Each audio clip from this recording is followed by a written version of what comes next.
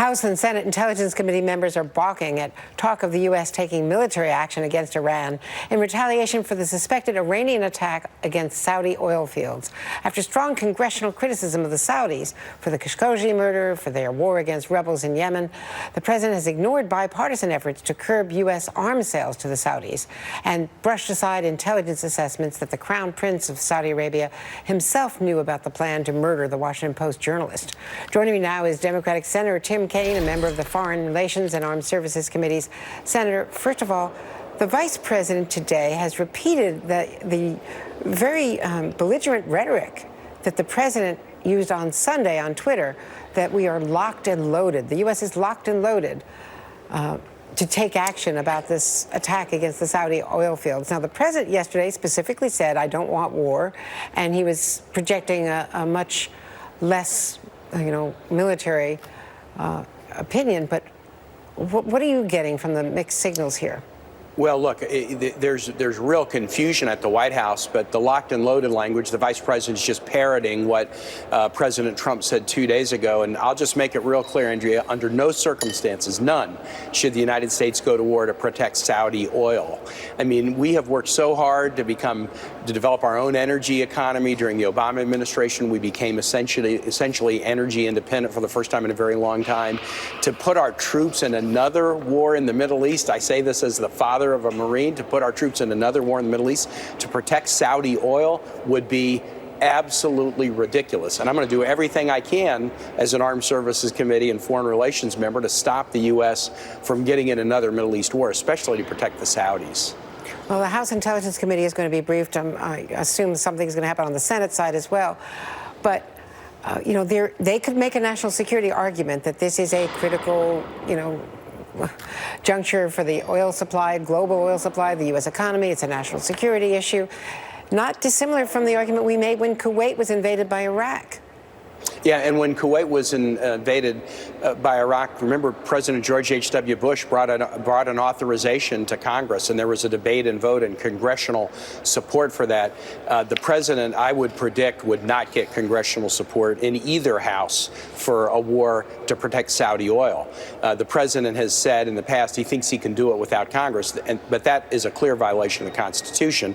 And we would, if the president starts a war against Iran to protect the Saudis, I will tell you this, we will file a motion immediately to force this to the floor of the Senate and force there to be a vote. There's a procedure under the War Powers Resolution that would give us the ability to do that, and we would do it within minutes, because we shouldn't be in another war in the Middle East, but we definitely should not go to war to protect Saudi oil. I mean, it would be so unwise and unjust for us to put this on the shoulders of our troops and their families.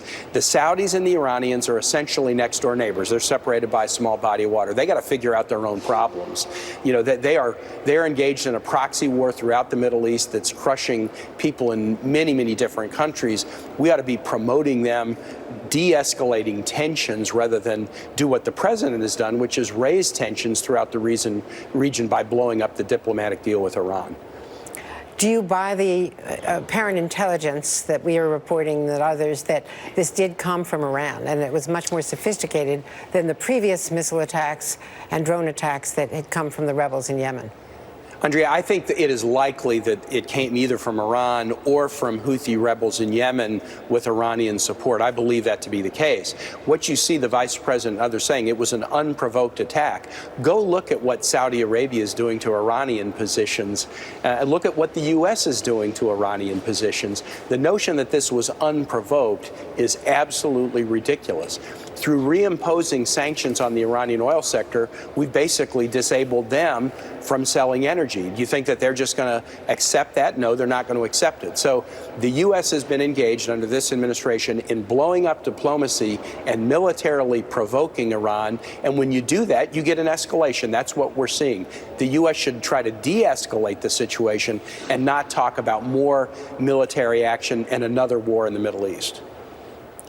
And what would happen if they do this on their own without congressional authorization? You are the father of the fight over the AUMF and have failed to get their agreement to authorize the military actions in Afghanistan and Iraq and Syria. Syria. That's true. But recently we had a hearing before the Foreign Relations Committee, and the administration witnesses were pretty candid. They acknowledged that neither of the existing authorizations would cover a war against Iran. So they need congressional approval. If the president decides to ignore the Constitution and start military action without us, there is a provision under the War Powers Resolution that gives us the ability to file immediately a resolution to stop military action, and we're guaranteed a vote on that on the floor.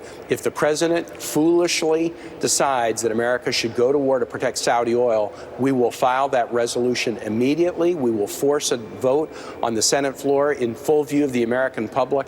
I come from a state that's very connected to the military, and I'll tell you, my state does not think, the veteran-heavy, military-heavy Commonwealth of Virginia does not believe that another war in the Middle East makes any sense whatsoever. The father of a U.S. Marine, thank you. Thank your family for your service. Absolutely. Senator Tim Kaine, thank you very much, sir.